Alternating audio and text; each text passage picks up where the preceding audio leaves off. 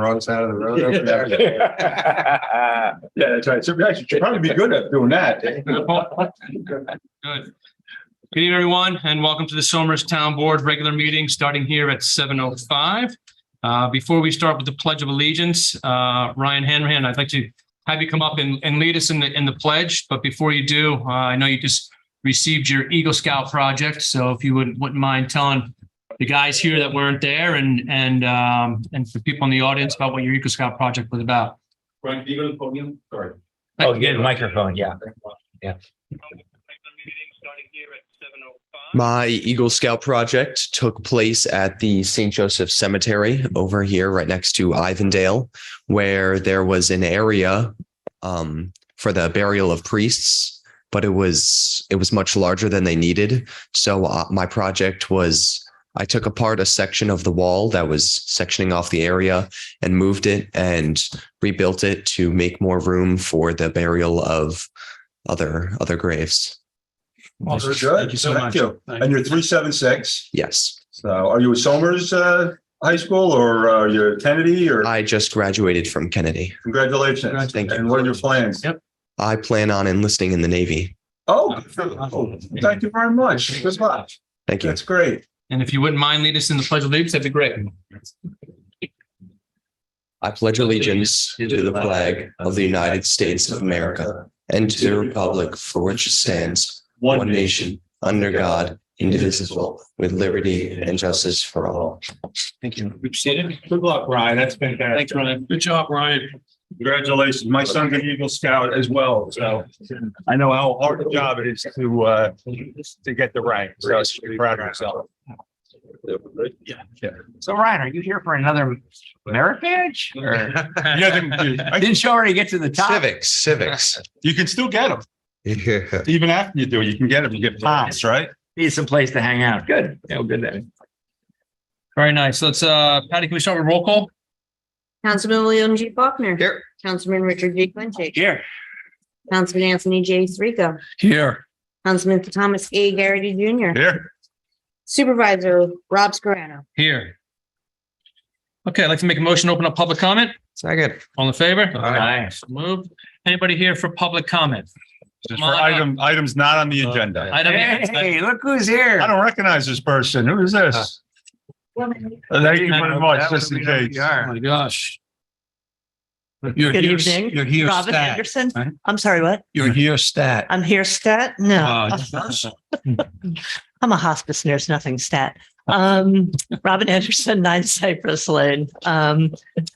So we're still waiting for our speed humps. I know Lincolndale has them and Purdy's has them, but we don't. I emailed Nick on the weekend and I still haven't heard anything back. So I was hoping. He just wanted to see you again up. Yeah, I did. I wanted to come back and see you guys, but I think the danger of snow has passed. So I think we're probably safe putting them in. Not air So, quality, but yeah. The air quality is not so great. And the other thing I did want to, one or two meetings ago, we talked about the crosswalks and you guys were going to follow up on that. And I was wondering if there was any follow-up. There's been follow-up. I'm still trying to just figure out the logistics of everything.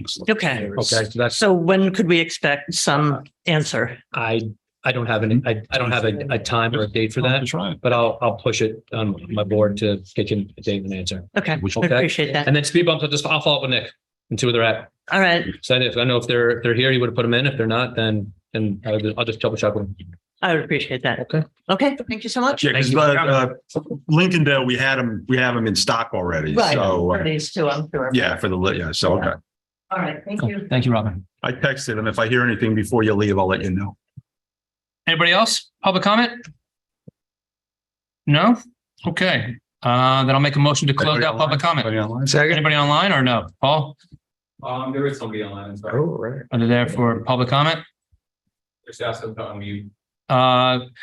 If you're online and you want to make a public comment, please unmute yourself.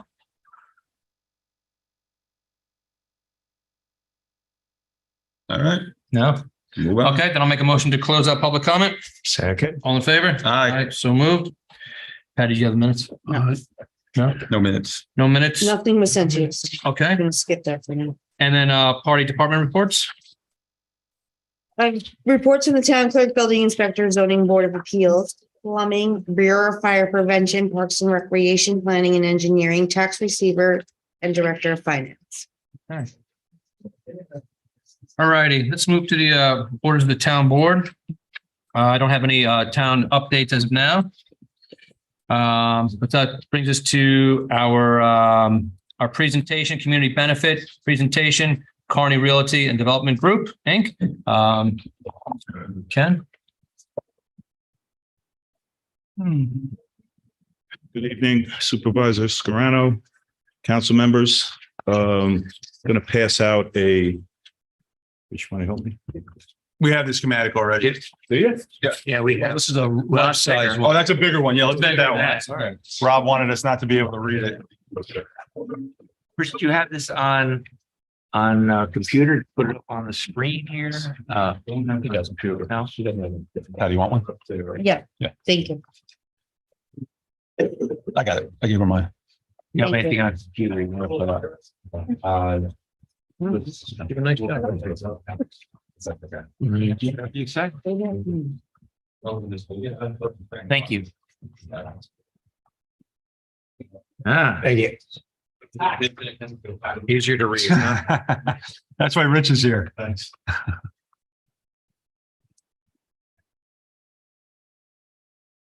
You could take the world's biggest thumbtack. We've just used the back one. I'll set it up. So again, thank you for your time and allowing me to speak about the community benefit or the proposed community center at the Trailside Townhouse subdivision that we are proposing. Last time we were here, we listened and we were encouraged to go and speak to Steve Ralston, the head of recreation, speak to some members from the recreation board and collect feedback and see if what we envisioned was what the town envisioned. Because in fact, we're building it for the town. We're not building it for ourselves. The feedback that we received that would work best for the town was the town needs indoor space that is not controlled by the school district. Multi-purpose flex space, one big open room that can be made up into 2 smaller rooms or 3 smaller rooms. In addition to that large room, what we heard was that conference rooms or additional meeting spaces were needed for groups, gatherings. As I mentioned, possibly divide the large area with a divider for 2 separate groups, closet space and storage, bathrooms, lockers. So what we did, we engaged our architect, our engineer, and our construction team, guys who run our construction, and we noodled around with different ideas. And I think we came up with a pretty nice design. If you look at the floor plan, what you have here is community center, which, by the way, has it's increased. So I think the first time we appeared in front of you, it was about 2,500 to 3,000 square feet. I think the last time we talked about 5,000 square feet. We're at 5,860 something. We're right under 6,000 square feet. But this space here, I think, fulfills the needs of the town based on the feedback we got. And it's flexible. It's living space, and it can be amended and revised as the town sees fit. In addition to that, this property, this 56 acres, is an old farm, orchard or farm. I think that this piece of property that it'll sit on, between the 2 acres for the dog park that we still envision and this property, you're somewhere between 7.5 acres. 7.5 acres would be dedicated to the town. Why that is important, a critical component of this site is unique. We have access to municipal water and sewer. There are a few steps that we have to go through. We have to work with the county. We have to work with the town to expand those water and sewer districts. However, it's there. And what that means is 10, 15, 20 years from now, if the town says, if this is as popular as I believe it's going to be, the town could augment it, add on, do something else with that space, because you're not limited to the lack of infrastructure. The town is in the DEP watershed. It's controlled by New York City DEP. They're tough, but fair. But if you do not have municipal sewer, as I found out with my previous projects in Baldwin Place, you're not getting off the ground. So I think that this site has benefits that other sites in the town or other town-owned facilities don't have and could be problematic down the road if you look to do something similar to this in a different location. So what we are proposing is to bring the water and sewer to the site, construct the infrastructure, construct the site work, and construct this entire building. The dedicating over 7 acres of property to the town.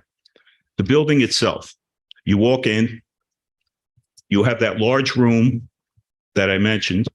There's a divider down the middle. You've seen them where you can pull it across, separate into 2 rooms. The large room is large enough for 2 indoor pickleball courts. We've set up 2 basketball hoops at the highest point of the building, which is approximately 18 feet. And then on the side, we envision 2 smaller basketball courts where my grandson is 9 years old and I can see him over there. He doesn't need 16-foot high ceilings. So we put those on the side. Again, these are just ideas. The town, in the end, it's up to the town how you would make this work. But what we envisioned is this space here, you could hold large meetings, public gatherings, groups. If there was a meeting that the town was having that this room could not hold it. I remember some of my public hearings. Maybe that would have worked well. But in addition to this, on the first floor, we have a conference room. So as soon as you walk in, if you're getting a smaller group of people, let's say seniors or so forth, it's very convenient, right on the first floor, next to the bathrooms. We are installing an elevator up to the second floor. The conference room on the second floor is pretty neat. It's a large room, but what we're doing on the wall facing the open space, we're putting in windows and areas so that you can look down. If you choose, parents can go there if they want. And if their children are practicing or playing down below, they can go up and watch them and chat and socialize. But in addition to that, it also doubles as a meeting space, another conference room. The way the building is designed with the roof sloping like this makes it ideal for additional storage. When we spoke to Steve Ralston, he said, I can't get enough storage. So these are some of the ideas that we have. It's not final. The space itself, it's up to the town as you see it. This, to a certain degree, can be amended, but we feel that this is I know I'd be pretty proud building this. I've done a lot in this area in Baldwin Place. So to a certain degree, my name would be on this. This is a lot more robust than we started with, but I think this meets a lot of the town needs. This is a multi-million-dollar endeavor on our part. multi-million at our cost, not what it would cost a municipality to build. So Rich Williams is here. Attorney Charlie Montalbano is here. We can talk about the project itself, the 76 townhomes, fee simple, known as Trailside. Don't put that up, Rich. Nothing has changed. If you recall, it's age orientated. What we found with Hidden Meadow, a tremendous demand for 1-bedroom apartments on the first floor. That's what people my age are looking for. They're also looking for walkability, which we have here. The walkability all through the walking trails. We are going to make a connection for our homeowners to the rail trail. Come down Reynolds Drive, go through the planned hamlet, go to Stop and Shop, you can go across the street to where we are over Crossroads Plaza, go shopping there as well. So the 76 townhomes, the layout hasn't changed.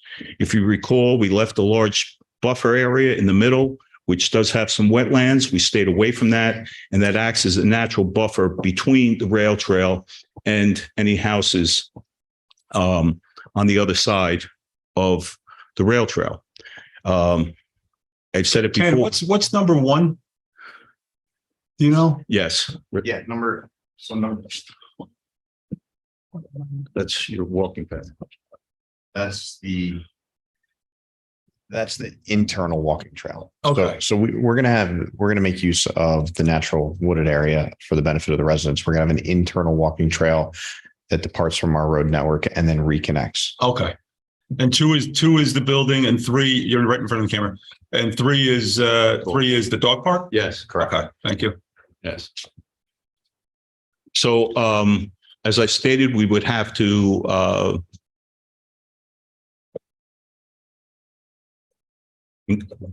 get in the water and sewer districts with the county, working with the town. We've done that before, 3 different times. We're very confident that we can do this. We think that this concept would be embraced by the county because a lot of the housing that they participated in, a lot of the residents that are our tenants are going to be within walking distance of this facility. So we believe it fits well. As you can tell, number 2, the community center, that's what we first proposed. It's evolved since then based on feedback. And I think we've looked at this and listened, and this is where we are. So we're here to answer any questions about the community center or the development itself. So total acres again, just remind me of the total acres. 56. 56. 56. 56.8 is 7.5 going to the town and 20 to the place in conservation. 20 being placed in conservation. And where's that? That's new. I never. Yeah, where are the 20 acres that are being placed in conservation? 20. Yeah. This whole wooded area. All right, so the whole buffer between the bike Yes. path and you, okay. So is it 56 plus 20 plus 7? No, Oh, the whole thing is 56. 56, and then we take 20. 27 are Yes. doing something else.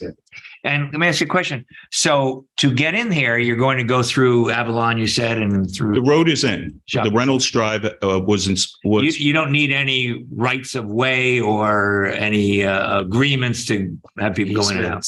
No, the road is was approved by the planning board. Am I correct? No, it's already been, yes, this is going to be a template.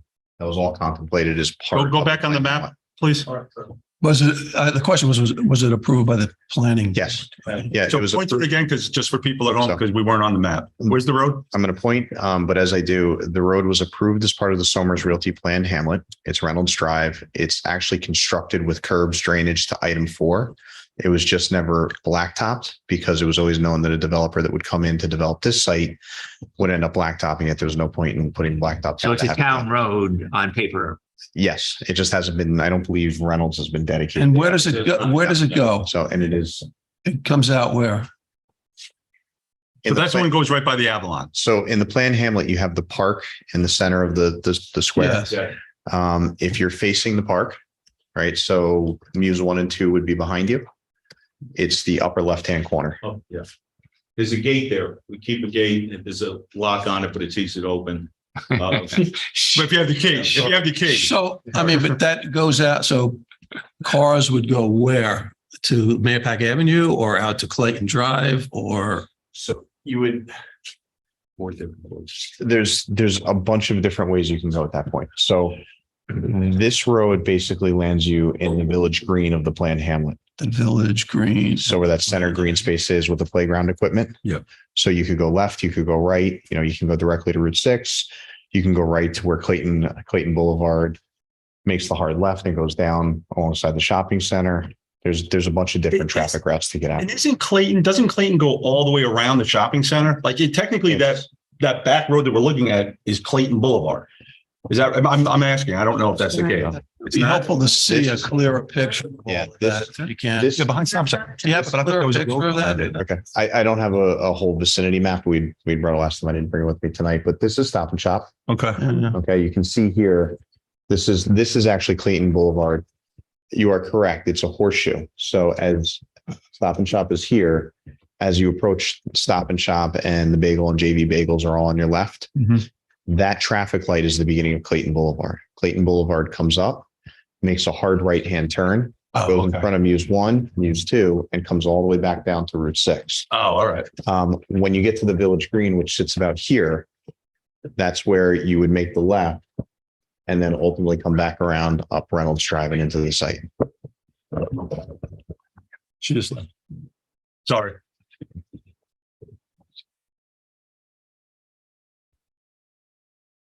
Multiple routes for traffic. And all that is public road. Yes. Okay. Yeah, it's weird when you think Clayton Boulevard, when you come up into that shopping center, you never think that that's a public road because it's bringing you to the shopping center. But We named it, remember? no, I remember when we named it, but I'm saying I always forget that that's actually, Clayton Osborne. it's actually a public road. This was all actually legacy from the planned hamlet.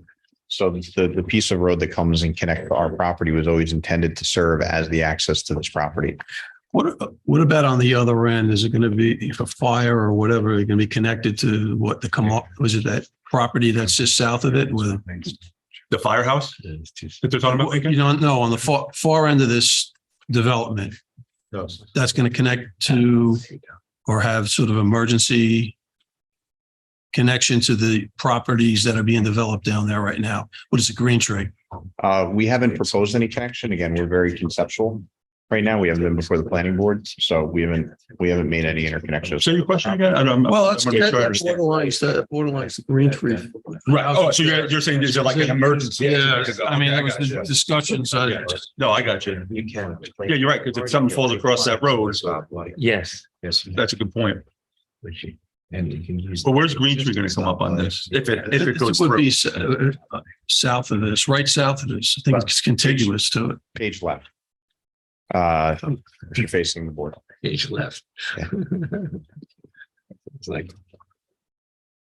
Oh, is it that far down? And it is south, north is for the right on the street. so I would like to, walk this site. I mentioned to you, I'd like to go out and walk this site. I mean, the two things that you have talked about, they're separate. One does not necessarily determine the other because there's two things. Obviously, they go together in your eyes, but one doesn't determine the other. But I would like to certainly take a walk sometime with one of your people or both of you or me, just to see so I can visualize it a little bit better myself. Rich, just so I didn't understand, what do you mean the two things? You Well, said I two- mean, you could like the development, but not the community benefits. Oh, okay, good. No, You no, could I like got you. the Okay. I community just didn't know what you benefits, say, meant. that's great, and I don't like I the get development. I mean, they are intertwined, but not necessarily dependent upon one another. Once you get to the end of Reynolds Drive, we have to knock down the weeds. There's a period there that's a little, this time of year is pretty tough. But once you get in there, once you get over one of the stone walls, is an old haul road, actually pretty close to where this road is now, the road we prepared. And like I said, it's an old haul road and you can walk it all the way around. It's really, Yeah, I would like to do that it's a beautiful piece of property. I've never seen it either. I was telling Rich I'd like to go when he goes. I've never seen it. on a day that we can breathe. Yeah. Did you go up and walk it? Amazing how succeeds. Did you? Yeah. No, Yeah, I'd like to see that. I've been up in the back there, Yeah, I've the never- very, very part, it's, I've only been on the bike path. I've never been up in the other area. and the bike path, of course, yeah. And how far, Rich, how much of a buffer is that? How many feet or yards would you say between the bike path and the houses? At the very closest point, you're talking about 250 feet. On average, it's 450 feet. So through the main spine of the road there, you're at about. So only there at 450. the tip. And what Yeah. about on the other side of the property? Where's the property line on the west side of it? Yeah, west. Oh, right there. Okay. And is any of that wetland above you? We're actually sitting up high and dry as you move into the property to our west. Inland on their property, there is some wetland there. Okay, that's what I was asking. That's Some of not that, your but, property. but it doesn't extend. We did show on our more detailed site plan, there is a little bit of a buffer that extends onto one corner of our property, but we're staying out of it. okay. You don't need any DEC or DEP okays on this, do you? Well, ultimately, as part of the approval process, there'll be a number of agencies involved. DEP will be a permitting authority because we're going to disturb over 2 acres. So we'll have to get a stormwater pollution prevention plan approval from them. As part of that, they'll come out and do a water course delineation. But again, we've thought far enough ahead to anticipate what they'll identify as water courses and made sure this plan respects that. We'll also have the health department as well as some other agencies. I don't believe Sure. DEC will be a permitting authority with respect to wetlands, but they are the overarching permitting authority on stormwater. And to your property or your development, and it goes south to north or north to south there, how close does that come to Green Tree and where Green Tree sort of crosses the bike trail? Yeah. So as you move south, Yeah. basically on our page left, that is our property line. So does the The- bike path, I think, come across, goes, There, it ends there, right? Is that- yeah, the bike path starts to See bend. it? And the neighboring parcel to our south is the parcel that sits across from Green Tree Road. So that abuts your property, Correct. and that's where there's another proposal across I there. believe so. Yeah. Okay, There thank are you. 3 houses. Got it. The actual development, how many acres is that sitting on? I mean, we said, what, 56 acres, You said 20 is conservation. You're saying that's 30 acres? 29, 30. Yeah. I mean, the quick math would say 20, but I believe it's less than that. We'll get you a real number. So it's like 20 acres. Yeah. and- 6 minus you're- 20 minus 7 is 20. And Yeah, then that's you're 20. saying you're donating a 7 acres are getting donated. Yeah. 7.5. So 7 acres are getting donated, 26 or 20 are in buffer. 20 are in conservation area. 20 are in conservation. So you got about 29 acres. 29. No, there's 56.8 total. total. So just All right. So 30. trade the 6.8 for the 7.5, go to 50, subtract 20, and yeah, 30. Yeah, so you're saying 56 to the, You got that? And He was a history teacher. I'm good on arithmetic. And of the 20 acres in conservation, a nice geometric shape. Obviously, we're not going to be disturbing the entire 30 the acres. conservation portion of that, is that, essentially, is that unbuildable? Stuff.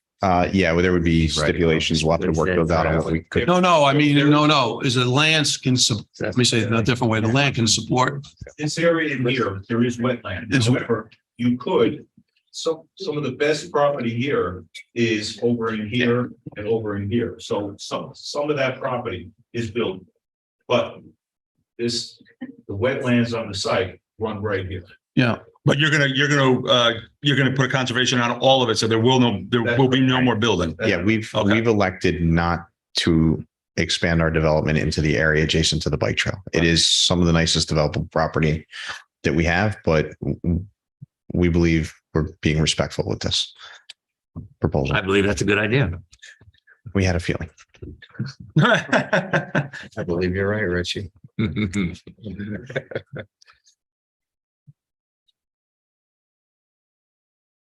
And you think, have you had any I'm just curious, have you had any conversations with the county about water? Or you believe that based on past experiences, you'll be all right? Is that what you're thinking?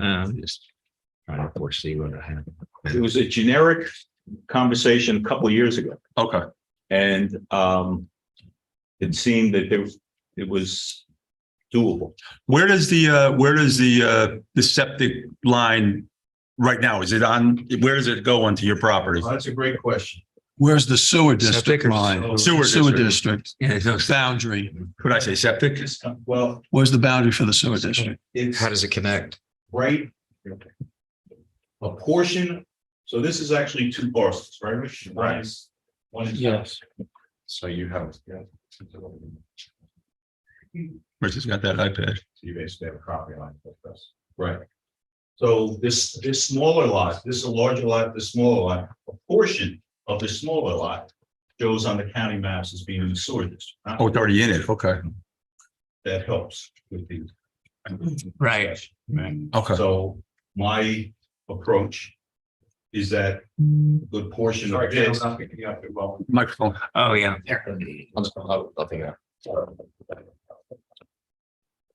My approach is that a good portion of the lot, that a portion of that is in the sewer district, is being conveyed for public use.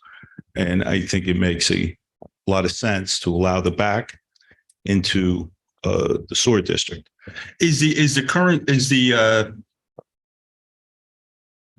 community building, is that in the sewer district now? No, It's not, it's below it. a portion of that lot is in it. So it shows on the map, if you look at the county map, it shows that entire parcel. So the answer could be yes. Okay. But if you look at your maps, it's just a small portion, and the county put the entire thing in? yes.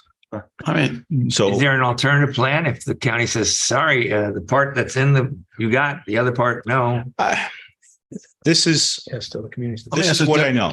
well, There is a development in Lower Westchester, non-affordable, market rate. And the county and the developer, working with the town, is building a community space for town residents. And the county is participating in that project, and it has no affordable units because of the benefit to the town and it being community space. So I believe this community benefit will help advance that initiative. I'm not overly concerned. And it'll have an affordable component too? We're asking for the affordable component to be waived because of the community benefit here. And so your code says 15%, and we'll ask for that to be waived. let me ask the question a little differently though. Is the project feasible without the sewer district?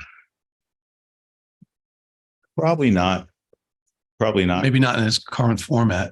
Right. But I've 3 bites of the apple I had with the planned hamlet, then Hidden Meadow, and then Crossroads where we got everybody in. So Hidden Meadow was probably the toughest one. That was the toughest one. Crossroads was not. Toughest to get in the county store. Really. At the And time, that's yeah. right on the darn. Right. That was And just a there was connection. also at the time, there were municipalities south of Somers where the line runs through that were very engaged and saying, why are we taking, this? We've been very active in one of those communities, and we've had discussions about that. And I think that they've come to realize that it's good. So I wouldn't see opposition there. That's helpful. The community center being built here is helpful. The fact that part of it is on the map is very helpful. And lastly, the location for all the housing that the county participated in is within walking distance. So I really don't see a big pushback. I don't. But I've been holding off having formal talks until we got further. Who would you be asking to waive the 15% requirement, the county or the town? the town. It's your call, correct? Am I correct, Council? Well, it's in our zoning. I Yes. didn't know there was a waiver provision. It's not a way. So I would ask the town, in lieu of the community benefit here, and for other reasons that I can state, to waive the 15%. And I think that would not,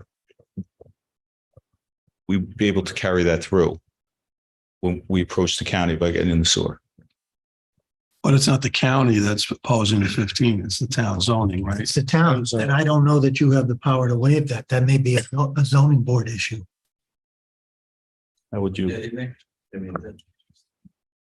Sorry, Charlie Martivano. I think Roland may be correct that you don't have a specific waiver provision. It may be a provision we have to go to the zoning board. If that's the case, that's the route we'll take. But I mean, that assumes that you take the same zoning setup. I mean, you create a new zone.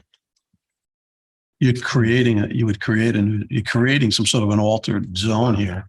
Like, Oh, no, the zone is already in your code. Zones are in the code. I think You that we, just would be applying it to this property. but It's a Baldwin Place multifamily. exactly, yes, There's a specific one for Baldwin Place. exactly correct. And this fits into that well. Donardo's is different, right? Because it's not Baldwin Place. Donardo, you created a zone. Right. Here, the zone already exists. right, You would just be making it applicable to this property. or recreating another zone. Would it be No, applicable? you're to not other- creating another. But you zone. could. The zone, The no, zone no, exists. no, but he's saying if we wanted to create a zone and take out the 15%, could we do that? Is that what you're saying? I don't think you'd ever get the county to Yeah, no, again, I'm just saying, permit. but we have a zone that exists. And what you're saying is, what I'm hearing is you think that if we're allowed to waive it, which we may not be able to, or we go to the zoning board, if it were to get waived, you think the county would be okay with that based on prior experience? Based on the community benefits. I don't want to speak for them. No, I understand. Because I haven't had those in-depth conversations, but I believe that, there's 4 different developments, 3 within walking distance here, that the county was intimately involved in, right? From its inception all the way through construction. The county built Clayton Boulevard. They built Clayton Boulevard, through the public works, the HIF funding. So I think the concept of a community center here, when the walking distance of for our tenants, I think that would be very attractive to them. I do. To the county, okay. Roland, if we would accept the proposal and if we were to waive that requirement in that zone, would that apply to all other projects in that zone that might come up? No, I don't think you have the authority to waive it. It would be a zoning board decision, and zoning boards act on each case independently. They don't create. It would not precedent. set any precedent. The zoning board doesn't set precedent. Okay. And they may say no, in which case what? We would have to put, 11, We'll 12, have to, we'd have to put that, yeah, if it's 15%, yeah, you're right. Just, I mean, is it still feasible with that? Just curious. Tight. No, I mean, we're, it's like, I guess the answer, I'm not going anywhere. I'm committed to this. I think it makes a very plausible discussion to say that the plan that's in front of you is a multi-million-dollar plan. And it was done with the thought that we would be able to move away from the 15%. Now, remember, the guy who's telling you this is the guy who brought almost every affordable unit to the town 4 different times. And so I think when I bring that discussion down there, I think it's sincere, and I think it would be well received there. Mr. Baroni's concern is real. If the zoning board is the only place to go, then it would be up to, the zoning board. It's funny, we've been sitting up here so long, I think Tony and everybody, we forget about the deal for the angle fly. We forget that years ago, we needed to get, what was it, Tony, 250? 224. Yeah, we did 250. Yeah, we needed to get like 250 units, so we didn't have to pay back millions of dollars for the angle fly property. A lot of people don't remember that. But Well, it wasn't a link. It wasn't linked. It was based on, Wow. it was our, a good faith it effort. was a good faith effort, and we made a good. Yeah, no, we did. Agreed. So it wasn't like a mandate, which we're facing. So you have to give back money. And We weren't going to give back any money. the last project What's that that? we worked on with the county. So the units at Crossroads were actually, we closed before the end of the year.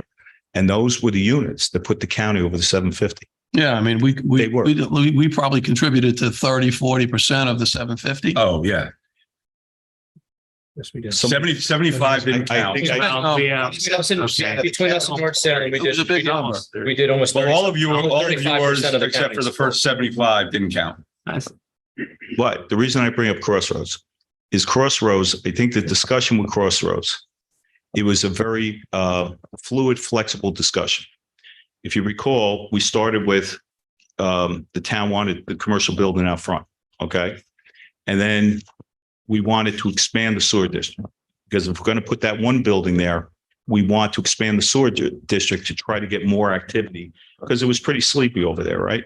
So then we decided to run the sewer all the way up to the Putnam County line, which we have. The gas station, is it PJ's Restaurant? The gas station, PJ's Restaurant, is in the sewer district. The vacant lot there where CVS was going to go and pull out that during the sewer district, and everything all the way up to Mayapack Avenue, including the farm stand. And we're hoping, there's a couple of pieces of property that are for sale there that will take advantage of the sewer.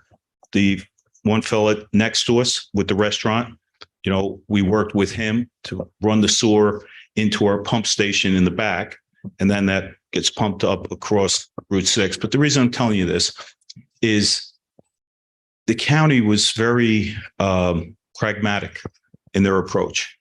And I realize the settlement is gone and so forth, but you still have that dialogue. I attended a roundtable discussion a week or two ago down at the county discussing the financing of future projects. And it's still that mindset. And and what caught my interest was the story about the development in a nice town in lower Westchester that has no affordable, but they are putting in a community center. And the county is working with them. I'm not sure what their code says. I don't know if their code mandated if they but whichever way it goes, if we have to go in front of the zoning board, I think if I got the nod to engage the county in conversations, I would do that. I've been holding off. And then we see if that's something that they're good with. And then I have a dialogue here and say, okay, let's see where, if there's not another vehicle, counselor, but a text change, which I don't know. If you want to go there, then we would go in front of the zoning board and get their interpretation.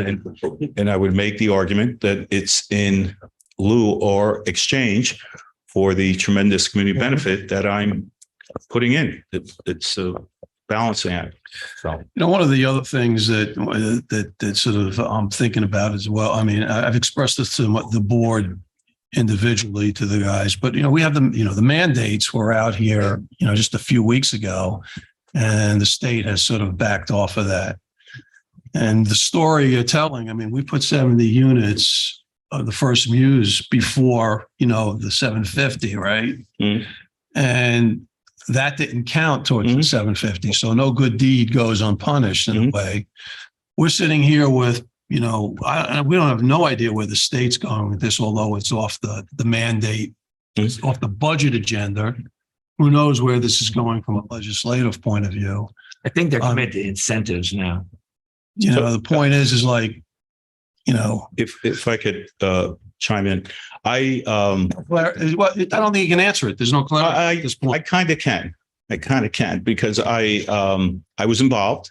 I was involved Mhm. with some of the discussions, and one change that was made right as of today, it's done. Mhm. It's done. There were ancillary housing proposals that the Assembly and the Senate, as of this afternoon, were trying to push They through. pulled off the table. It's all done. Okay. If it comes back next budget time, the language reads, it's not when it's approved. It's when the building permit is pulled. It's the building permit. You get credit for the units the time the building permit is pulled. This project here, all the projects I was involved in were at least 2 years out. They're at least 2 years out. So if Councilman, if it goes, it's going to go next year. If it doesn't go next year, then you're getting into year 3 of an administration, blah, blah, blah. So if it goes next year, these permits are not going to be pulled by then. And that was a change that was put in there. And I think that's a change that will, As of today, you're saying. it's as of today, Okay. but that's it. All right. I don't believe what the governor proposed is what you're going to see next year. There's going to be more carrots and not so much sticks. From your lips to God's ears. Hmm? From your lips to God's Yeah, ears. but let's say it's not. Let's say it's not. The building permits, that's the date. Mhm. What happened with Muse One, unbeknownst to us, was we, I guess, got the funding. We got the funding in June of 2009, and the agreement was actually signed in July or August of 2009. So they looked for a loophole and blah, blah, blah, and so forth. But It's a sidebar conversation. yeah, but I think if we just focus on the building permits, I think you'd be fine. You know, one thing, there's not an answer here. I mean, I do want to walk the property, but the other thing, you know, sort of like you started out smaller, you've gotten bigger, you know, with the community center. And so I'm looking at that, and I was saying before to somebody, we did a bond in the schools around 2000. We built a small gym on to the high school because there's a regular gym and then a small gym, which was going to use something like this for volleyball and other things. It ended up being almost a useless space. That ended up, we built a brand new gym with 2005 bond. And that small gym then became a dance studio, a fitness room, and things like this. So my statement, and there's no answer to it now, nor do I expect you to fix the problem, is you get to a certain point where it's almost big enough for stuff, but not quite big enough for all sorts of stuff, which limits its use. So I'm sitting here thinking, is there a way that we can expand this at some point in the future? For example, if you were going to say, like I was talking with Mr. Ralston today, and we've all have said this, you know, you have a chance to make some money for the town by renting out space. And there's a dearth of recreation space. A lot of, you know, there's one up in Brewster, one closed. I know the people who had that, Fodes had that. Now across the way, there's another one that opened, which is an old tennis facility. There's one over in Cortland. There's one building up north. So I'm thinking this would be a great thing. We could make some money and provide a service right here in town, or an area right here in town, not only for pickleball, not only for volleyball, not only for kids stuff, not only for meeting room, but an actual court where you could run tournaments and you could get a lot of use of that and money. So there's no answer to it. I'm just saying it's close. It's just not quite, you know, a standard court regulation. And as I And stated, regulation is not one size, by the way. It is. and regulation for a 9-year-old is different than Well, even a high school, it's variable. It's not always 94 feet. It's not 94 feet in high school. well, the 2 pickleball courts are regulation. All right. Pickleball is growing and it's popular. It is. Yeah, we see that. And We've heard. As I stated previously, though, I think because of, if this were to come to fruition with the infrastructure being in there, you're halfway home. If you ever wanted to, if down the road you wanted to augment it, I think that it's,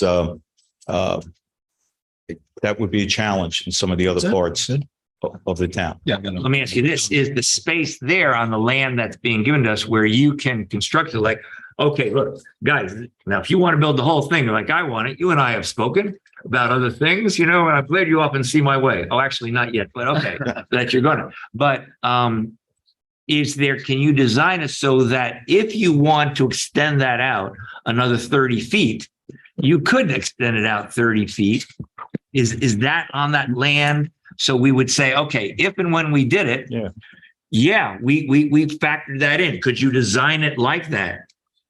That would be, at least we would have the option going forward, unless we do some good convincing before that. We could build a school Well, I district. think You did say, Ken, it was. I didn't hear the last sentence, but on the lot where you're situated on the lot, I think the question to Rich is, you can, correct? There's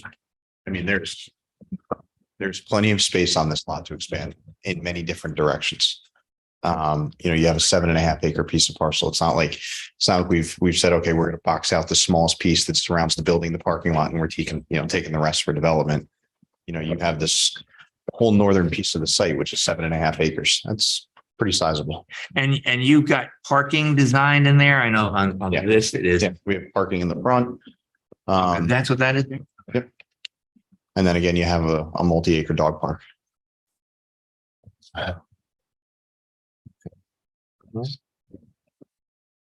It's a flexible piece of property for the town to be able to grab.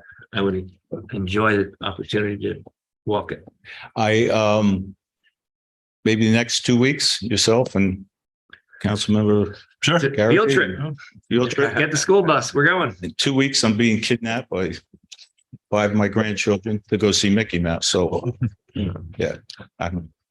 security guard at my hotel door. I can't leave. So, maybe the next 2 weeks. Sure. Send out an email and, Yeah, set up with Rich and if I'm available, I'll try and do it. okay.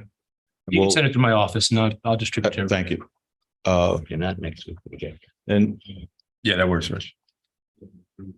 we have not submitted anything formally.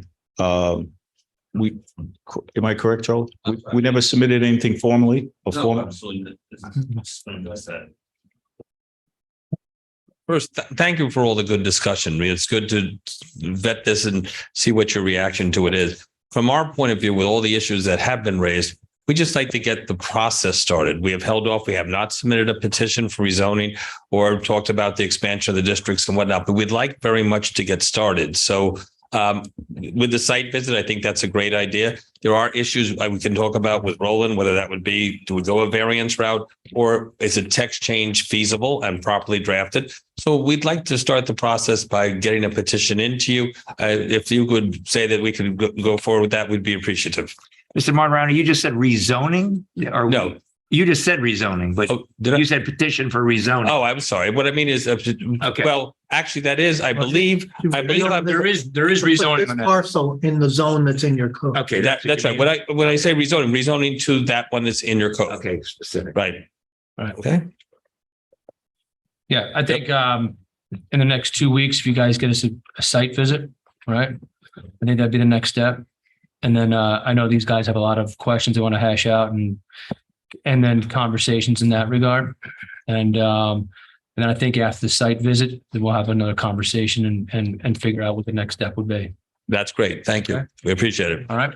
And by the way, when you said millions before, when you said multi-millions, excuse me, how many multis are that? 2 or more. Is it 2, 3, 4, 5, 6? Just off ball. You mentioned a figure to me yesterday. I forgot what it was. I did. And I guess it's a matter of who's building it. Well, you're building it. Yeah, but I don't mean to be awkward, but No, my son runs everything now, whether or not that's public information, and he's away this week, so I have to be careful what I say because I say a lot of things that really aren't pertinent as he tells me. So I'll get that from him. Good. Yeah, fine. I'm not trying to box you in. I For the site just wanted to visit. see if I remembered it correctly or I didn't. Yeah, but it would be anywhere, if I was guessing, our cost, 2.5 to 3, maybe more. And I think if somebody else would do it, it would be X more. And then if the municipality did it, it'd be X, Gotcha. Y, Z more. I got you. All right. So Supervisor, I'll send an email Thank you. with a couple dates. Yep. Look forward to it, and I'll get some of the weeds knocked down that we can get in. During the fall, it's better, but I prefer not to wait the fall. But because it's pretty overgrown. But we'll find the whole road. No, don't worry. We'll walk through whatever it is. Yeah, we'll be good. Not a problem. Put our work boots on. Okay. We'll get the machetes out. We'll Appreciate everybody's time and the courtesy you granted me to be here tonight. So I look forward to Ken, the site thank you so visit. much. Thank you. thank you for coming. Thanks, Charlie. Good seeing you, Rich. You guys. Correctly.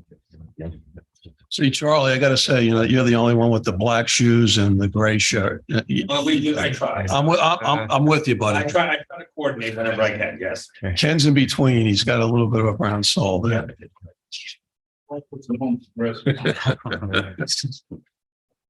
Thanks, guys. Thank you. So down from 6, you gotta wonder if it's 6. I guess I remembered it wrong. Yeah. Thank you again. Good night. Thank you. Thank you. All right. Me, If you built the. next up on the agenda, Westchester Power Electrical Supply Bid Presentation, Nick Tedrow, Senior Program Manager, Westchester Power. Supervisor, I have to recuse myself. It's, No. which entity, So connect to the Wi-Fi, just, yeah, I got some. I'm on the line. You know what? Yeah, Rob, I'm gonna go out because I don't want to be looking at someone. People think I'm just ignoring them.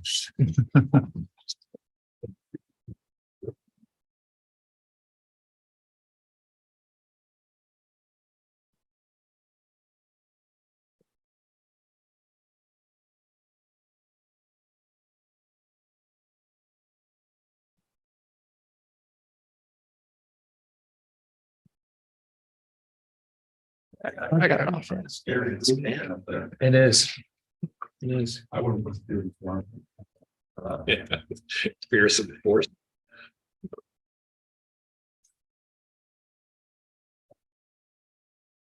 Testing.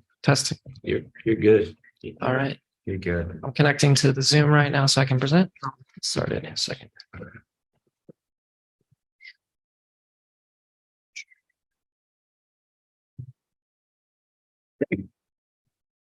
We are just waiting on a few more things for our new AV equipment, right, Paul? Yeah.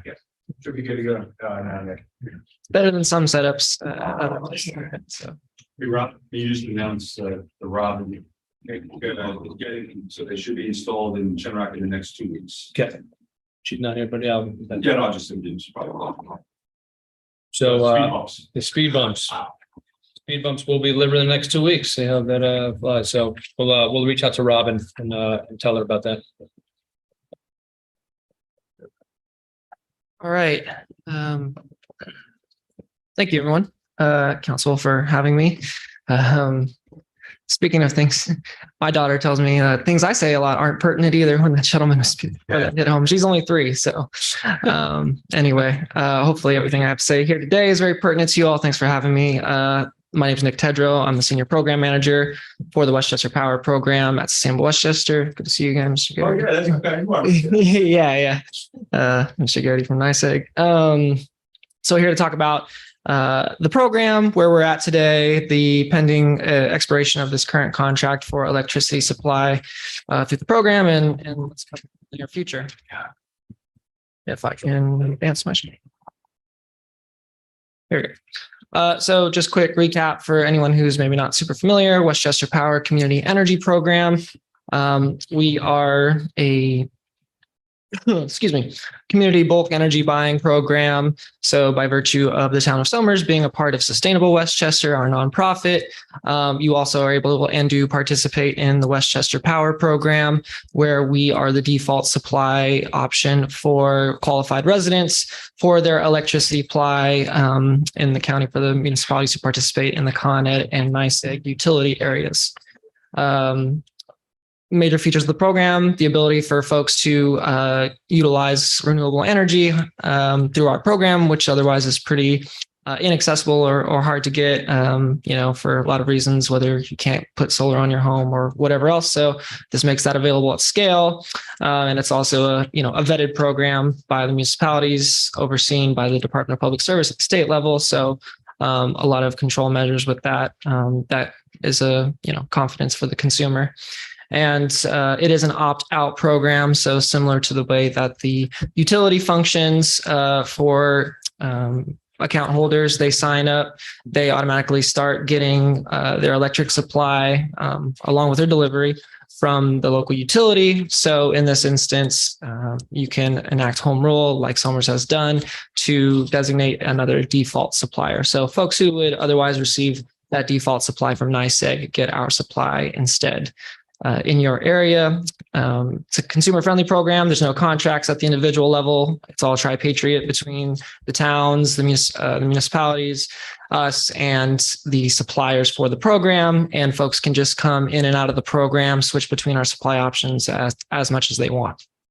Another important feature that we'll talk about more later has been the rate stability. So it's a fixed rate, unlike the utility, which is variable and more or less moves in direct correlation to what's going on in the energy market. Our rates stay fixed over the contract terms for which we contract for with a supplier.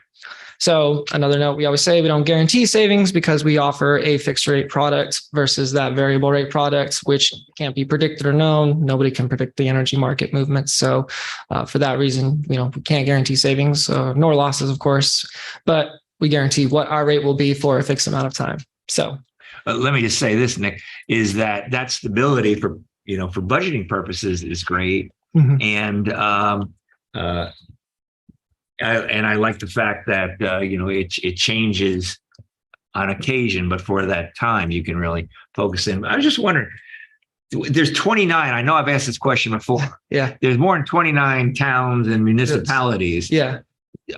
They just didn't participate, or it only covers part of the county, the northern part of the county?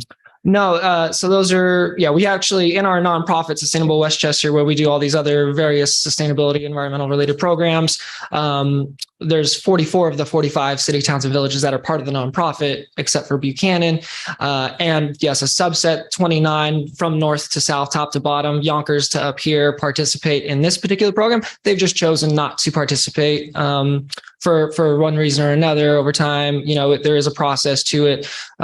Somers is one of the original founding municipalities back in 2016 when we launched. So there's the process of, enacting home rule law to enable us to be that supplier, and a lot of other associated sort of compliance pieces with the state, with, months of outreach and other things that, maybe it's not a top priority for, certain city, town, or village. So you have 44 in the big program, 29 in this one. The others have a variety of reasons why they didn't. Yeah. I've saved money and it's easy for budgeting, so I've been in favor of it. Yeah, the budgeting piece, again, that is a really big one, like you said, especially in these current times where the energy market's just so volatile and it's up and it's down, and we're not always better every month, but we're the same every month, and that's good for a lot of people for sure.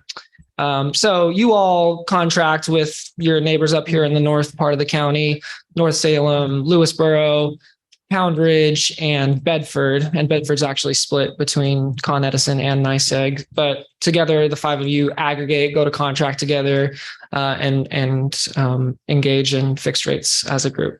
So Nick, not to jump, you complete your presentation, but I want to just for things that have changed since the last go around, just kind of bring them to our attention as you go through them. Okay. Yeah, absolutely. I think this is the first time I've been in front of this board, actually. So, So I guess Essentially, you're Dan would have been here last time we contracted probably, and maybe more recently than that, actually, but Well, essentially, you're coming here to ask us permission to go out and bid. right. In a context. Sure. Yeah, let's do that right here then. So the current contract we're in, which went into effect March 1st of last year, was preceded by sort of the start of this really volatile energy market that we're in right now and still navigating through.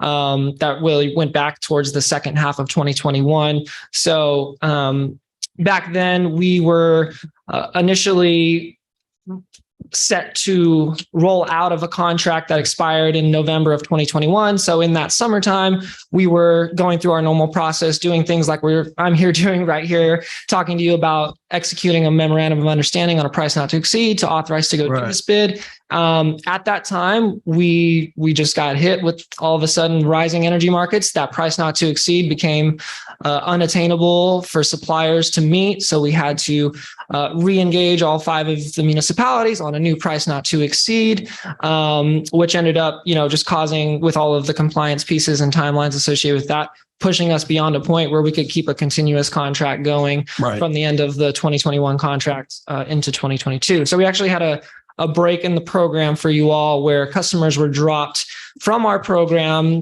back to NYSEG starting in December of 2021. And then, we figured things out in that interim period and we're back online March 1st. So basically that's treated as like a new program, quote unquote, although Somers has been in the program before, it's treated as a new program. So we were back in business then. So that's that March 1st contract then is where we've been now since then.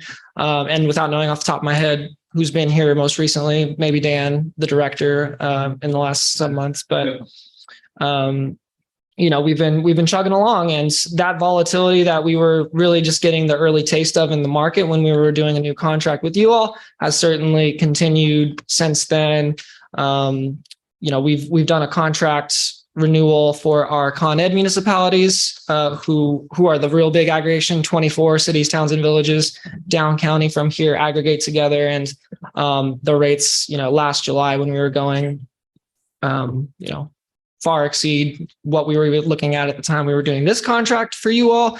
And even, we're now in sort of a down market a little bit now and is a lot higher than the prices we're seeing now that we'll talk about here shortly. So just a lot of up and down and unpredictability that's been going on, but to sort of tell the story, so to speak, about how this contract has gone for Somers, the rates since or through May of this year, since we started in March, our 100% renewable supply, which Somers is not default community members to. So just a very marginal amount of folks in your community are on this, just people who about 21, correct? 21s. Yeah. So about And how many?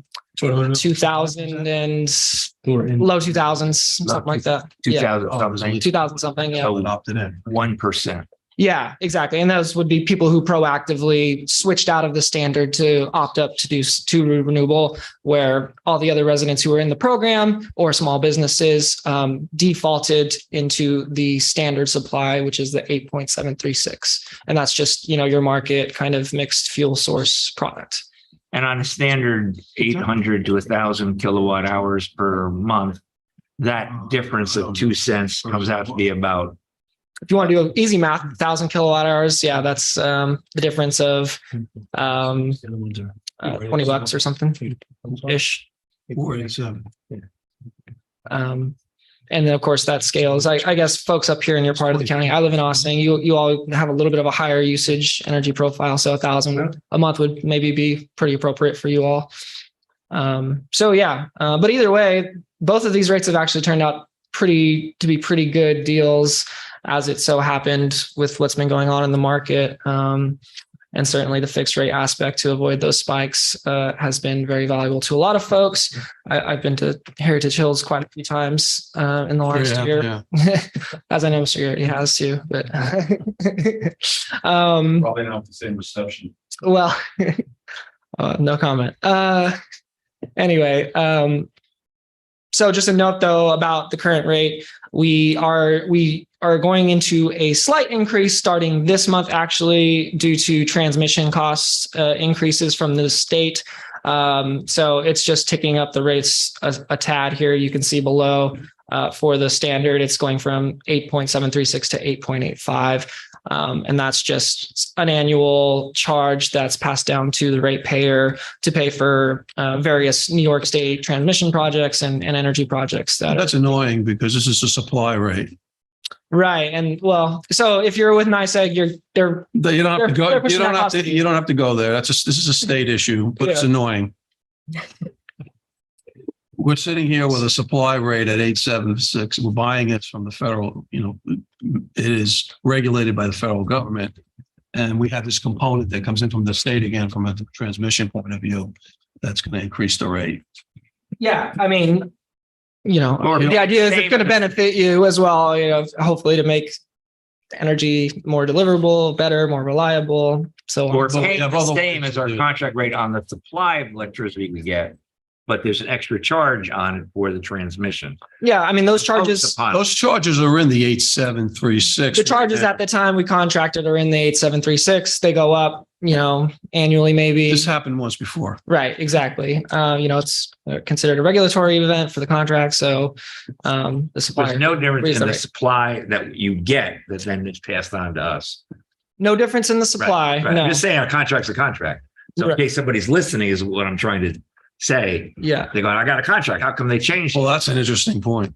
Well, so without maybe getting too much into this, but, things like this are, there's no choice around this. This is a charge that has to be assessed to the ratepayer. So obligation, I understand. from the ESCO. Trying to make sure everybody. Oh, that the people, I got you. Yes. I would imagine in the contract detail, there's something that says this is guaranteed, this is flexible. Yeah. And this portion is not. Yeah. I mean, we don't know what those increases are going to be year to year. Otherwise, we would obviously just account for that right from the start. But under this structure, there's this time of day thing that goes on that, this is only for, flat rate users. Right. You were talking about Heritage Hills. I mean, the rates have been so onerous on the spot rate that even the single rate here was less expensive than their split time of day, right? Yeah, certainly for some of those winter months. Is that contract changing? In terms of what you're offering this, is this not in this? As we evolve our capabilities as administrators of the program, we will do more dynamic things, have time of use rate stuff. So yeah, those folks never defaulted because they have that time of use rate, day-night meter. So they're getting a different product than a fixed rate, standard kind of metering situation. When we go to electric meters, these new digital meters, I mean, smart meters, does this sort of change your administrative capabilities or anything? Yeah, us and NICEAGs, in theory is able to do all kinds of different programming and rate structures. As sophisticated as we can get over, a progressive amount of time. That's certainly I think everybody's goal and mandate more or less for the future. So, EV rates, things like that, that people can benefit from for sure. So, we'll keep moving here though. So the reason I'm here today is to talk about the memorandum of understanding, MOU, that we are hoping you will resolve to pass a resolution to sign, I should say, for this upcoming solicitation that we're looking to run here shortly.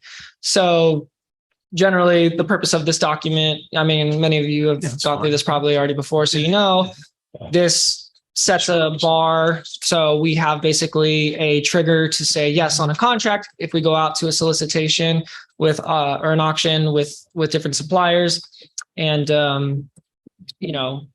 get a price, get an auction bid that meets the criteria. Hopefully many, and they're bidding each other down. Ideally, we're basically enabled to go ahead and commit to a contract. So how are you bracketing it now? What is a high? How high could you go? How are you going to do that? I haven't. Yeah, well, we'll get right here to the numbers. You mean what's our price not to exceed? Basically, what's the price not to exceed? Okay, I'm just going to make a quick note here because it's an update from when I talked to the supervisor last, and kind of a shock to our system. Again, minimal effect for you all, particularly because you're the one community who defaults to the standard, but for our renewable product, there's actually a strain of available renewable energy certificates that represent the renewable energy we purchase in order to fulfill our load obligations for our customers. So we're actually going to be switching to a 50% renewable product for this contract term.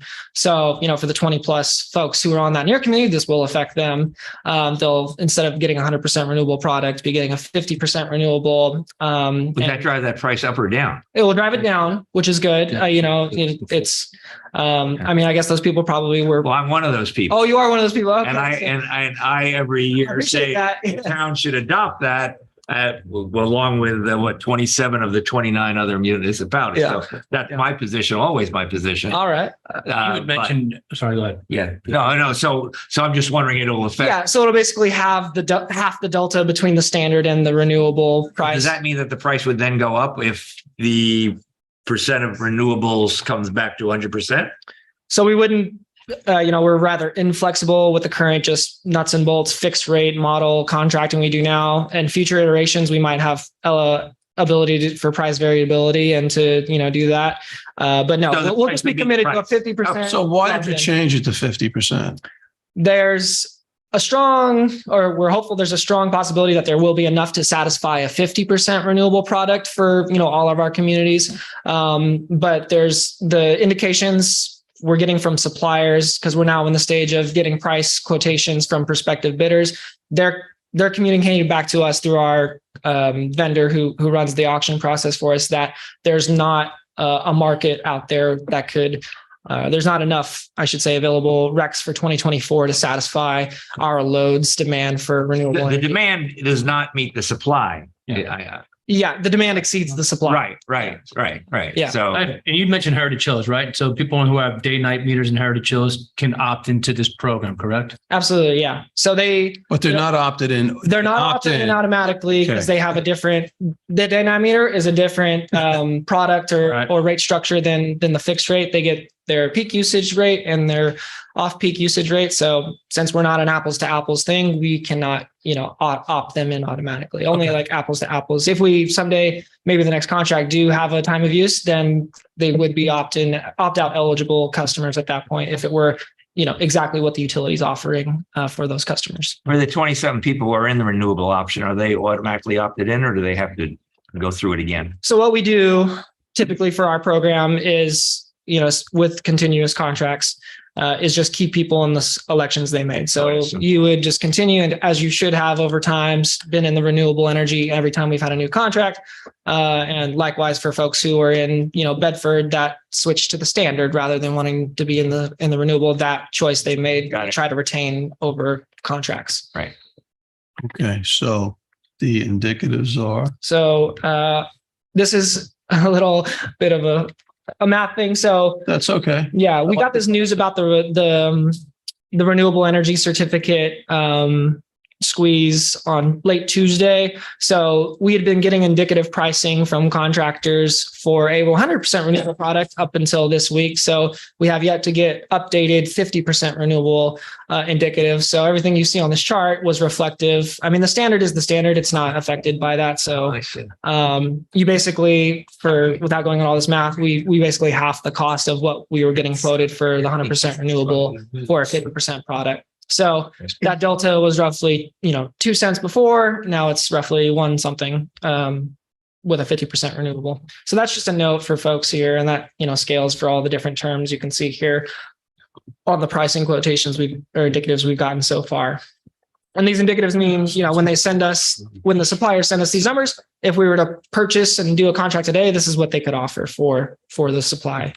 Are we going to make the choice? Do we make the choice whether it's 12, 18, 24, 36, or how do we do that? So the way that the MOU works is we just set a strike price that's based on the renewable number. And if we will solicit for all of these terms and can do really any term length you want to get bids on, but this is typically what we do. And we would make a best, value determination based on what comes in, as long as it's under that price not to exceed. So the price could be and we'll talk about it here. It's 12 and we're saying 12 and a half cents for the renewable. That's what goes into the MOU.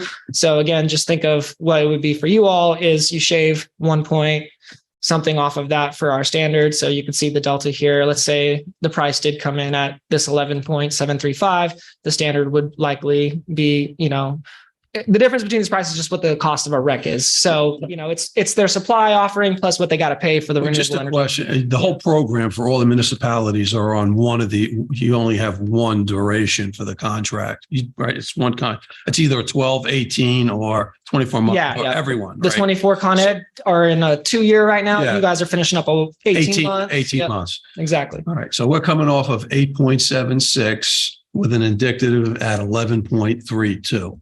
That's if we're going to say 18 months, I mean, you could certainly. But that's comparable though. What's that? It's comparable. Yeah. We're on an 18-month. Yeah, 18 months. I mean, certainly in the term, they're exactly the same. Yeah. Of course, we'll talk about historical prices and stuff and what's relevant or not. But yeah, so you within this range, and this is, of 6-1, we're in a very fluid market. It's a week later now. We're getting these indicatives. We haven't gotten any this week yet, but getting them regularly from all the prospective bidders to try and keep a pulse on what's happening with the prices in the market. And I just say it a little differently, though. I mean, we're enjoying the benefit of 8736 because we got into this market when the market was a little bit lower. Yeah. Now this 11 is essentially where the market is right now. Everything's much, much higher. Well, it's actually in a bit of a dip right now. It is volatile. So it's been up, it's been down. Obviously, we all know it was high in the winter. And this is pretty typical right now. The shoulder months, they're called the spring. Sure. It's lower prices. So NYSEG's prices are really low right now. But when we look at what we're doing for you all here on the 12-month average, we have some regulatory considerations. We disagree strongly with this rule, but it is the rule and we have to follow it. But the way that we can only be authorized to go forward with a contract is if we stay within a 5% cap of the trailing utility 12-month average, which is flawed fundamentally just because looking backwards at historical data means nothing about what's going to happen in the future in a commodity market, but it is what we have to deal with. So that could go either way. If you're in a rising market or in a falling market, you could be, you're basically assessing off of an invalid benchmark, looking backwards 12 months, but it is the reality. So when we look at that measure and having to meet that bar, the NYSEG trailing 12-month average we're up against is 12.384 cents. So we have a hard cap of we will not be allowed to go into a contract by regulation if we cannot secure a price of 13.003 or less. Yeah. We're not really worried about that as it stood of 6-1 and right now, but that is something to note. And it is, part of a contributing factor of why we're being proactive about going to the market now, even though our contract's not expiring until November 30th, there is a dip there's in the market. So it could be an opportune time. There also is this consideration since rates have been lower in NYSEG. If we wait too long, maybe that trailing 12-month average goes down too low and, boxes us out of contracting. And we want to also avoid just that 2021 contract experience again at all costs. So being early in the game is better than being late and missing a timeline. So you're saying regulatorily you're capped at 13, but you're coming to us with permission for like 11.32. Yeah, that's on that's on the prior page. Yeah, that's right. Yes. Okay. So I mean, you saw where the market price it. So this. So you understand? Yeah. So you understand what we're saying. We're sort of, you can go as far as those three. Yeah, and we're not even putting that into just because that's not where the market is today anyway. So we wouldn't want to set it arbitrarily high just to, then maybe we end up with a worse price than we could get otherwise. So, yeah. And those prices literally change day by day. Sure. Yeah. Gas prices. Yeah. And electricity prices. Yeah, absolutely. But the NYSEG does not offer a renewable option. Is that correct? No, certainly not as a standard offering. Right. Yeah. That's why I'm looking there. You're recused. Okay. Just checking. I didn't know. Yeah, no, that's a great question. And then just more context, part of the general analysis we do besides talking to market experts, our vendors and so on and so forth, is we just go to these supplier websites. This is again for the renewable energy. So, for 50% products, you see things, they range, but in this 10 to 13 cent range. Verde is an interesting one. They've always seemingly got sort of anomalous low pricing, and it's a little murky whether it's 50 or what percent it is, but we're in that ballpark for the renewable, for sure, of where we think we need to be. Wow. Yeah. And then just talking about wholesale electricity futures, this is the volatility I've been talking about here. So we're looking at day ahead prices, basically, what electricity settles for over periods of time, or what it will predictably do. And you can see, looking here on the left side, you see quite a range and hills and valleys that is demonstrated by the visual of, ups and downs with it. So, looking at the price we're talking about here of, left 11, whatever, you can see, at least for the winter, all signs are still, again, pointing to another rough winter where, again, this is just a wholesale price, not a retail price. So this is just for the energy, which is the bulk of the cost, but there are additive costs for actually making a retail product. So you could be, for whatever this predictive measure is fully worth, in January, looking at something that's, 14 plus cents or more, for a supply offering. And,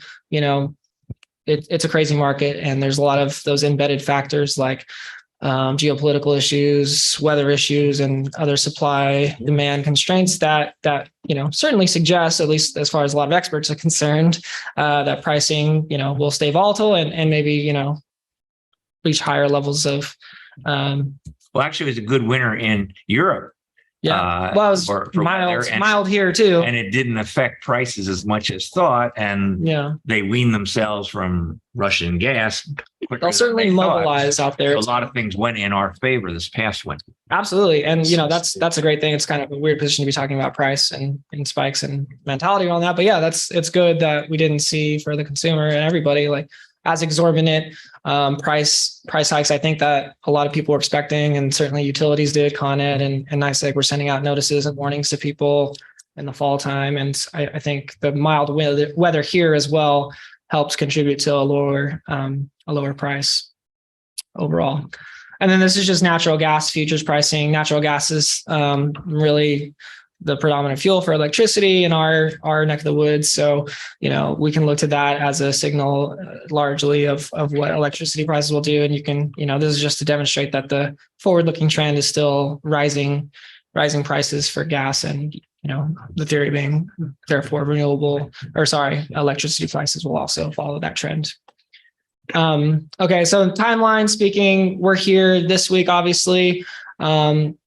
We are doing board meetings. You're the third board of the 5 we've been in front of now, and we'll be in Lewisboro and North Salem next week, looking to collect these MOUs, which we provide to the suppliers ahead of the actual auction, so that they have the assurance when they go to bid that they can strike and lock in the price right away with this memorandum of understanding that we will all sign and commit to the agreement. And that ensures we get the price that we actually award at that time. And so we're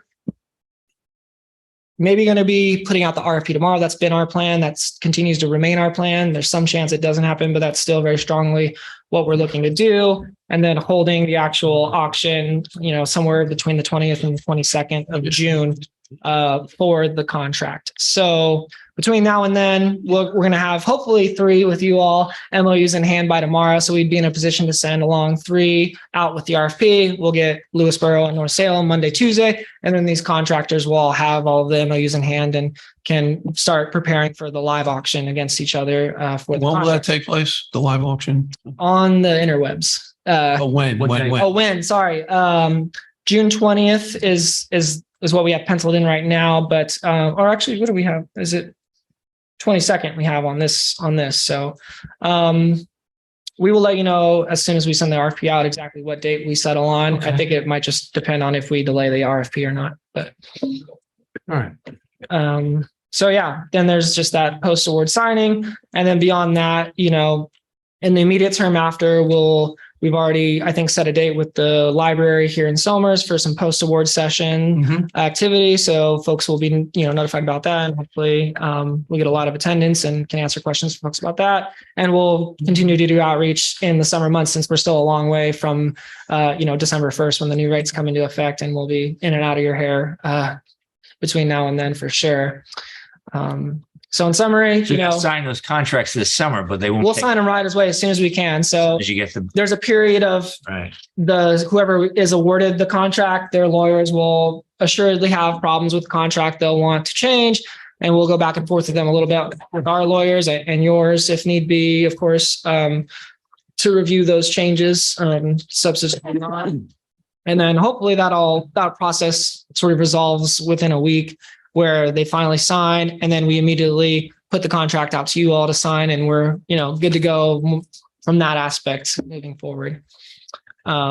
So, you know, we think we've got a pretty safe, without being too, you know, conservative, even in a volatile market, price not to exceed here. You know, just keeping in mind that the price not to exceed is going to be 12.5 for the renewable, and that's the barometer for things. But, you know, you're thinking about 1.1 cents less for the standard product for you all. You know, Yeah, so can't predict things, but expecting volatility. And if you don't meet that price, you just will rebid it another time. We would, yeah, we wouldn't be authorized to go. I mean, we could in theory come to you and say, hey, we didn't meet the strike price. Do you want to still, you know, go forward with the contract? I think maybe in the history that's been done once before, many years ago. I thought Dan said, yeah, if we don't meet it, then we would rebid it. Yeah, in a normal process of things for sure. The stakes of that would be pretty high for what I was mentioning though, because we'd have to do it pretty quickly and hope the market turned in our favor, because that would be the reason why we wouldn't get it at this point, is that the market turns up. And then we'd be really contending with this 12-month trailing average problem if this bleeds into July. it's ups and downs though. You got seasonality Exactly. here. So are the indicatives taking that into account? The indicatives are coming down, right? Yeah, absolutely. They're down. So like for instance, in March, that renewable price was, let me go back I'm a few sorry. slides. You don't have to Yeah, get to the that's all right. details. I mean, It was like it's coming 13 down. cents. Yeah, we were coming getting down. like 13 cents in March, and now we're, you know, 11 point something now. So for renewable. So yeah, right now that's where things are at. And, you know, when you're talking about the price, they're pricing the whole future term, the 12 to 18. So if you have more than one winter in there for some of these suppliers, that might increase the price, or, you know, less winters, that makes it a little cheaper. There's some of that. I wouldn't say I could swear to what goes on in their little back rooms with their finance people and how they, you know, determine all of this price cost, but I think we're pretty good. okay. So listen, I'm just going to jump down to number 7, guys. Authorize supervisor to execute a community choice aggregation memorandum of understanding MOA, an electric service agreement ESA with Sustainable Westchester Inc. for the upcoming renewal season. I'll make a motion to authorize. is that one the standard or the renewable? We make that decision. Each I mean, customer gets to make that. You can, so No. you can indicate on the MOU if you're going to deliberate. I guess I came in here presuming you're just going to be on the standard, but Yeah. when it comes But I time to can always sign, hope. yeah, you could absolutely.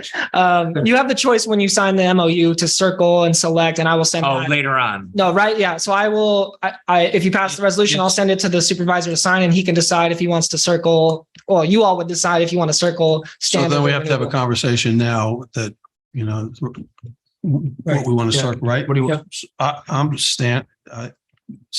I think it's, we go through this all the They're on time. the standard. We're on the standard, stay on the standard. My point and my, I'm guessing. It's your In prerogative. the events of the earth and the current climate, I say we do everything possible, and I understand. Councilman, breathing is overrated. I understand that, you know, money is money and a few dollars, but I just would never want to say to a grandchild who's coming this summer Yeah.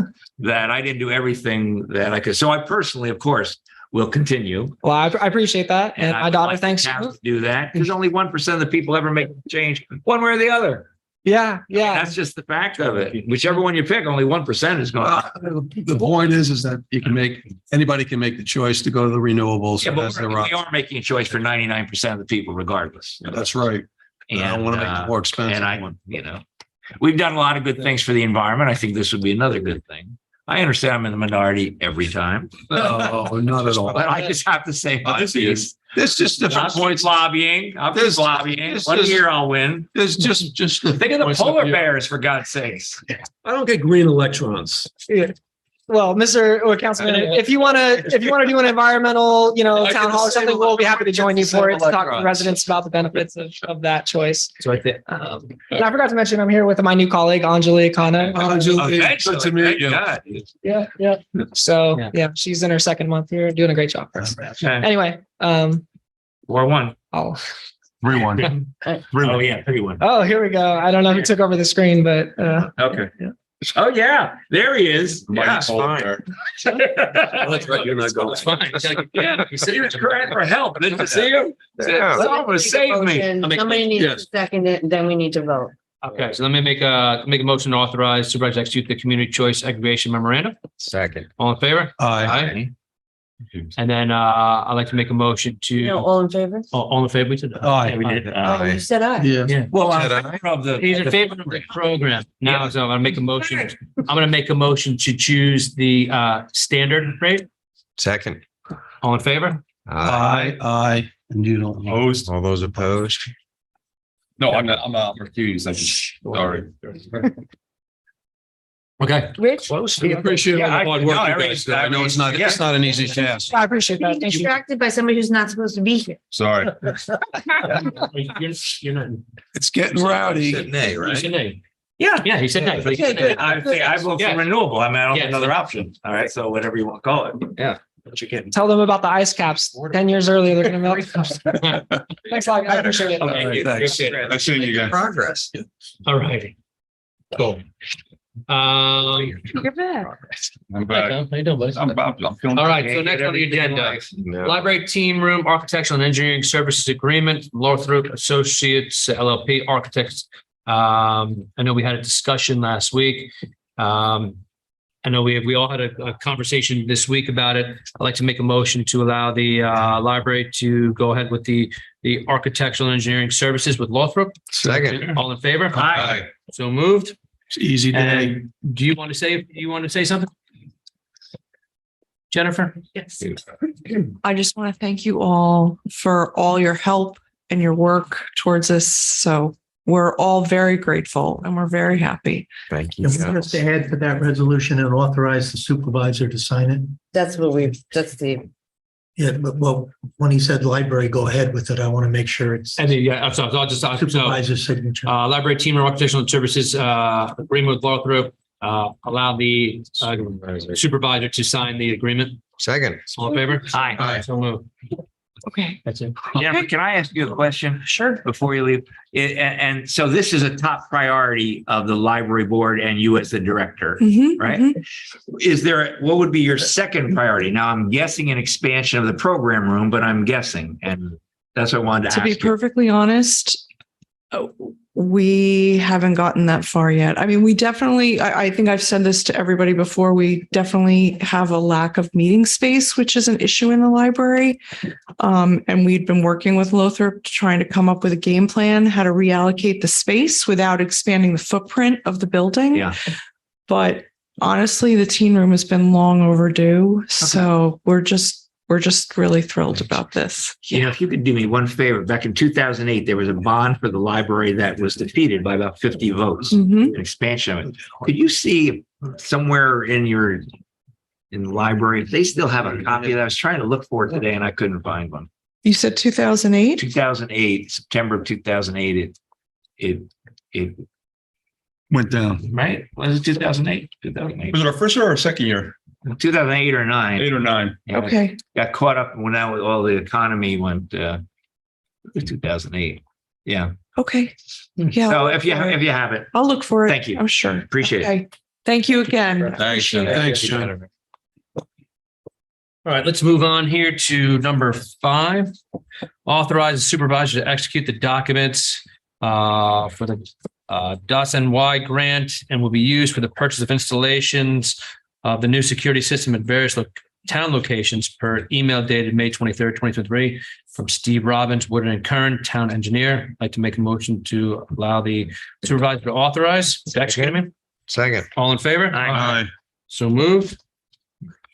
Number 6, authorize supervisor to execute and change order for the installation of exterior security for all town-owned buildings to install 2 additional outdoor cameras at the town hall, court locations in the amount of $2,300 with Marshall alarm systems. Make a motion to allow the supervisor to execute. Second. All in favor? Aye. Okay. We did 7. Let's go down to number 8. Town of Somers Planning Department petition to enact proposed zoning map amendments that were identified in the 2016 comprehensive plan update. A, accept the petition. B, declare notice of intent as act as lead agency. And C, authorize circulation of petitions and notice of the intent of other interested and involved agencies for review and recommendation. Now, this was our conversation last week with the town planner. Matter Yes. concerned with this, right? That was right around the Lake Lincolndale Right. area. Right. Not Lake Lincolndale, but the Lincolndale Shopping Center area. Right. Make a motion to enact proposed zoning map amendments, A, B, and C. So Second. All in favor? Aye. So Yeah, moved. so- And then Patty, let's schedule a public hearing You got to talk at July meeting. We'll schedule it. Yep. We'll schedule it and then for August No, you have to do, 2023. you have to do referrals. Yeah, that's why we're going to schedule the public hearing at the July meeting for Oh, August. after Yeah, after July. I thought you were saying for the. No, at the July meeting. Okay. Yeah, we didn't want to freak you out this time, so Well, I just did. we had it noted. Parks and Rec. Authorize the supervisor to accept with gratitude the following donations to provide scholarships for day camp participants per memo dated June 2nd, 2023 from Steve Ralston, Superintendent of Parks and Recreation. A is Somers Lions Club in the amount of $12,750. B is the Somers Women's Club of $2,550. And C is Stephanie's Mission for $5,950. I would like to make a motion to authorize the supervisor to accept with gratitude the following donations. Second. All in favor? Aye. That's just tremendous. Isn't it? Aye, Is it with how much money it is? gratitude. That is tremendous. Like And that's kids will benefit by that. Yep. so it's a Specifically and directly. Yeah. generous organizations here in this town. Yeah. Thank you. Thank you. Thank you very much. Financial, no additional business. Highway, no additional business. Personnel, we do have vacancies on our housing board, our partners in prevention, and then we have on our newly formed Veterans Committee. We have as well. Number 3, authorize the status change for Erica Gentile for the provisional to probationary as a nutrition site manager full-time in the nutrition department. Her memo dated June 5th, 2023, from Kim DeLucia, Executive Assistant to the Supervisor, effective May 31st, 2023. I'd like to make a motion to authorize a status change. Second. All in favor? Aye. So moved. I'm going to put 4, 5, and 6 together. Authorize the appointment of Kate O'Keefe as a member of the newly formed Somers Veterans Committee. Authorize Gina Arena as a member of the committee as well, and authorize Grace Zimmerman as a member of that meeting as that group as well. Make a motion for 4, 5, and 6. Second. All in favor? Aye. So moved. Aye. And then now authorize the appointment of Kate O'Keefe as chairperson to the Somers Veterans Committee to a term ending December 31st, 2023. I'll make the motion to appoint Kate O'Keefe as chairperson. Second. All in favor? Aye. Aye. So moved. Planning and engineering, there's no additional business. Police, no additional business. Consensus agenda. Anybody have anything about the consensus agenda? I can make a motion then to adopt as presented. Second. All in favor? Aye. So moved. And you probably have an announcement about Grace Amadou. I do have a of that as well, and that will go on our when I do my announcements. Yeah. We'll have Jumping the that. gun there, Back Rich. today. Jumping the gun. Yeah, and then No, calendar sort of. coming up July 13th. We're combining 2 meetings, town board work session and our regular meeting. August 10th, we're combining town board work session, regular meeting, and then September 7th is our work session. September 14th is our town board regular meeting. Patty, do you want to give your contact now, or do you want to wait till after my announcements? Oh, run down your 8 million announcements. 8 million announcements. Here they come. So here we go. Smoke alarms save lives. The American Red Cross is still installing free smoke alarms in the community. Learn more Going off. and make an appointment. You can call 845-673-1198. Race Amity Festival will be this Sunday, June 11th at Reese Park, starting at 1 p.m. And there'll be potluck picnic, presentations, discussion as well. And then again, the 7th annual charity car show honoring the veterans in memory of Louis DeMarco, sponsored by the Horton Landscaping and Leewood Beverage Center. That is Sunday, June 11th as well, 9 to 3, Somers Intermediate School. Then we have a Town of Somers Blood Drive, which is be Friday, June 16th, 2 to 8 p.m. right here at Town Hall. You can make an appointment by calling the New York Blood Drive Center at 1-800-933-2566. Please bring your ID or your donor card, blood donor card.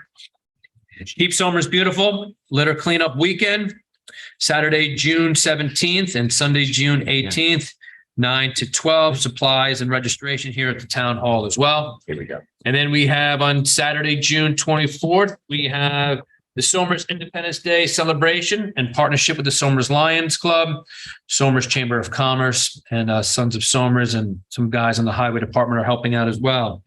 The festivities start at 4 p.m. and fireworks will be right around 9:30, 9:45. 3 bands: Happy Crabs, Pork Chop Express, and Primrose Drive. Basketball tournament, 3-on-3. Famers, Somers Lions Barbecue, Chef Rob Food Truck, Sinapi's Italian Ices, concession stand, giant inflatable obstacle course, hot dog eating contest. And the rain date will be June 25th.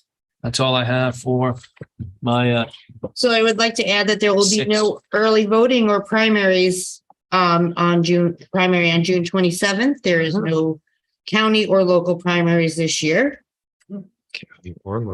So today was a really slow day in history. So Robin suggested I just grab some random things. So I'd like to let you all know that raspberries are a member of the rose family. So are apples, pears, and plums. Avocados are actually berries. Wow. And this one was the good one. Oh, it's a pretty good one. Tomato. Should have said that one for last. No, the Supreme Court has its own private basketball court that's called the highest court in the land. Which I should have read that in a book, but that was a good one. It was in the Ginsburg book. And tomorrow, I wish it was tomorrow, so I'll probably have to say it again next year, but Secretariat won the Belmont in 1974 and won the Triple Crown. Triple Crown. Well, there we go. Wow. Anybody have any, Patty? Yeah, I'll just, I wish all the Somers graduates well, I think they might even have prom this They week. have So prom, so be please, safe this please be safe this week. Enjoy yourselves and congratulations on your upcoming graduation, as our next meeting will be after it. So good luck, all the Somers graduates. Here, here. Congratulations. Yes. Congrats. Bill, anything? No, you nailed it. 2 days ago was D-Day. It Yep. was. And it will be what, the 80th? 79th. Next year was Next 70. year will be Yep. 80th. So, a day that changed the 20th century. Had they not been successful on that day, invasion of France, it probably would have been another 2 years before the Allies would have been able to launch another invasion. Most estimates would be. And by that time, of course, German forces could have been fortified. There might have even been some sort of talk of, making an accommodation. So all of history would have changed without what really is the most dramatic day probably in the 20th century. And the survivors of that day, those who landed, many of them do, 75% of the first ones would not make it back. And yet they persevered. And, many of them, obviously, we used to have one here, someone who had been there on D-Day, which was really exciting to talk to him. And obviously there's fewer and fewer of them, but it's a day never to be forgotten in history. Here. The human sacrifice was immense. Mm-hmm. And, we have our Veterans Committee, and I think we're doing the right thing. And we need to remember these Honor them in memoriam. these times in history. Absolutely. Well, I don't have anything else for this evening, but so with that, I'd like to make a motion to close out our Somers Town Board regular meeting here on Thursday, June 8th, 2023. Second.